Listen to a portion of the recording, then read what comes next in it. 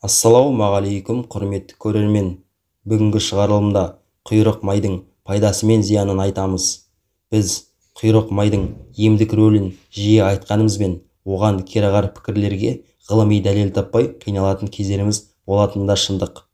Кейбіреулер мал майының қандағы холестерин мөлшерін жоғарылатып, жүрек қан-тамыр ауруларына ұшырататынын алға тартып жүр. Алайда қарапайым ғана сұрақ: сіз өзіңіздегі артық қаражатыңызды қайда сақтайсыз? Әрине, банкке, болмаса қиыншылық кезінде оңай ала алатын орынға сақтайсыз. Малда сол секілді артық жақсы заттарын май ретінде сақтайды. Қой жаз айларында, әсіресе шілдеде қарақұртты, бүйіні, басқа да улы жәндіктерді іздеп жүріп жейді екен.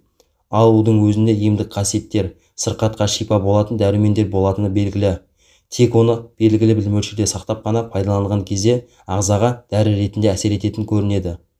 Қазірге дейін қойдың құйрық майын және емдік рөлін зерттеп жүрген адамдар жоқтың қасы. Халқымыз көп нәрсені біліп, дұрыс қолданған. Ел аузында жүрген халық медицинасында әртүрлі дертке қойдың құйрығынан жасалатын емдік қоспаларды оқырман назарына ұсынуды жөн көрдік. Құрметті көрермен, арнамызда біршама адам тіркелмей көреді екен. Арнаға тіркелуді ұмытпаңыз, себебі алдағы уақытта шығатын көптеген пайдалы шығарылымдарды жіберіп алмас үшін.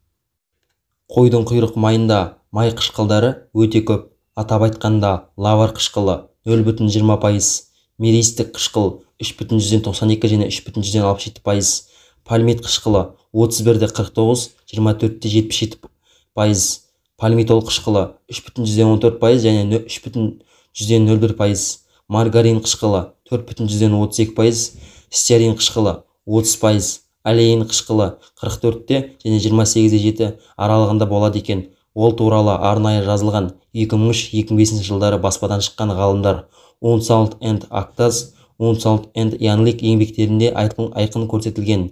Көріп отырғандарыңыздай, ең көп үлесі әдетте алеин қышқылы, стеарин қышқылы, пальмит қышқылы алады. Шоколадтың да негізгі құрамы осы үш май қышқылы, ал ол пайдалы тағам ретінде қарастырылған. Алеин қышқылы жүрек қан-тамыр ауруларының алдын алады.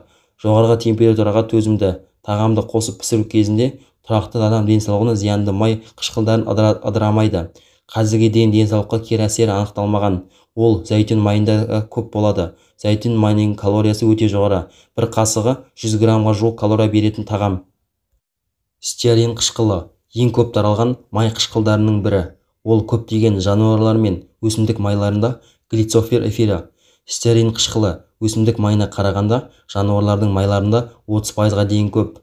Басқа қаныққан май қышқылдарының айырмашылығы: стеарин қышқылы ерлер мен әйелдер липопротеин холестериннің концентрациясына әсер етпейтіні, көптеген зерттеулер мен оның ерлердегі тромбогендік және атерогендік қауіптің алдын алатыны көрсеткен. Стеарин қышқылы адам ағзасында биологиялық тұрғыдан улы емес.